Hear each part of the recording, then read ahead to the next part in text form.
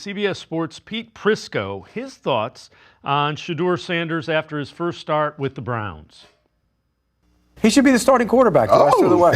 And I'm not going to sit here and say this was the greatest performance in the world, but he should be the starting quarterback the rest of the way. Find out what you have in him. You know what Dylan Gabriel is. He showed it. He's not the long-term answer. So now go find out what you have in Shedeur Sanders. He did a lot of really good things today. He did some really bad things today. But that's what you get with rookie quarterbacks. Now you got to see him grow. Let him go through the week again. Let him continue to grow as a quarterback. Find out what he is. Look, if Gabriel isn't the guy and Shedeur isn't the guy, you go back into the pool next year and you draft one. But if he shows down the stretch that he can be that guy, then you might not need to do that. Then you have a cheap quarterback and you can play him and build the thing around him. But today, there were a lot of really good things. There was also some really bad things. So that's what you expect from a young quarterback.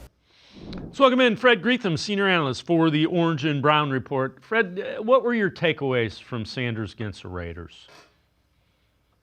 Well, I kind of agree with what Pete said there.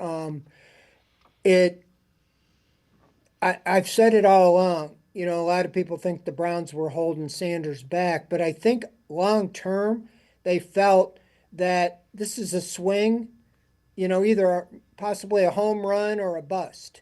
And Sanders might have much more of a ceiling than Dylan Gabriel, but Gabriel might have been or still might be more ready for the NFL than Sanders. And the one thing I disagree, I don't think you can condemn Gabriel's career to the 5 or 6 games he's played.